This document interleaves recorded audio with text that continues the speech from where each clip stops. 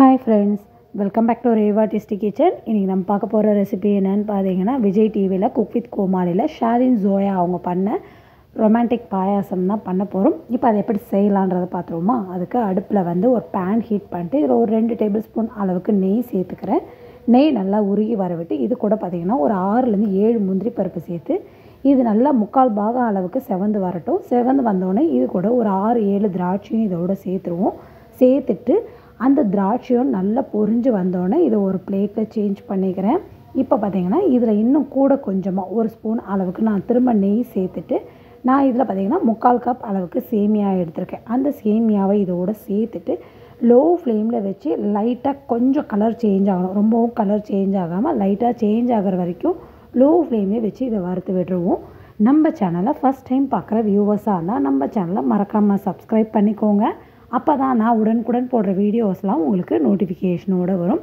இப்போ கொஞ்சம் கலர் நல்லா சேஞ்ச் ஆகிடுச்சு. இப்போ இதில் பார்த்தீங்கன்னா நான் ஒரு 4லேருந்து 5 கப் அளவுக்கு காய்ச்சின பால் எடுத்துக்கிறேன். இப்போ இதோடு சேர்த்துட்டு இது நல்லா கொதி வரட்டும். இப்போ இந்த பாலிலேயே இந்த சேமியா வெந்துடணும். அந்த அளவுக்கு இது நல்லா மீடியம் ஃப்ளேமில் வச்சு நீங்கள் மூடி போட்டு குக் பண்ணாலும் பரவாயில்ல, இப்படியே ஓப்பனாக குக் பண்ணாலும் பரவாயில்ல. அது வெந்துட்டுருக்கிறதுக்குள்ளே நான் மிக்சர் ஜார் எடுத்துருக்கேன். இதில் பார்த்தீங்கன்னா 2 ரோஜா இதழ், இது வந்து பன்னீர் ரோஜா தான் சேர்க்குறேன். அதோட இதழை மட்டும் சேர்த்துக்கோங்க.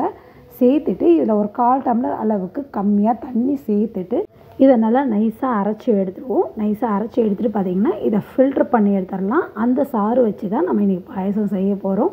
உங்கள் ஃப்ரெண்ட்ஸ் அண்ட் ரிலேட்டிவ்ஸ்க்கெலாம் இந்த வீடியோவோட லிங்க்கை ஷேர் பண்ணுங்கள். இந்த வீடியோவோட லிங்க் பார்த்திங்கன்னா உங்களுக்கு ரொம்பவே யூஸ்ஃபுல்லாக இருக்கும்.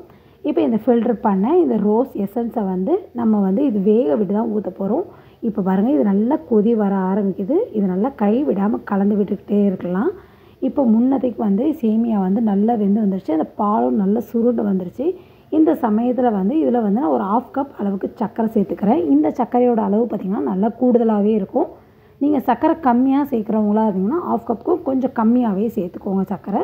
இப்போ சர்க்கரை நல்லா கரைஞ்சி வர விட்டு நம்ம ரோஸ் பெட்டல்ஸை வச்சு நம்ம சாறை எடுத்தோம்ல அந்த சாறை வந்து இதோடு சேர்த்துட்டு திரும்ப இதை நல்லா ஹை ஃப்ளேமில் வச்சு கலந்து விட்டுருவோம்.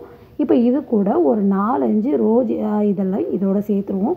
சேர்த்துட்டு திரும்ப இதை நல்லா கலந்து விட்டுருங்க. இப்போ நம்ம வறுத்து வச்சுருக்க இந்த முந்திரியும் திராட்சையும் வந்து இதோடு சேர்த்துருவோம்.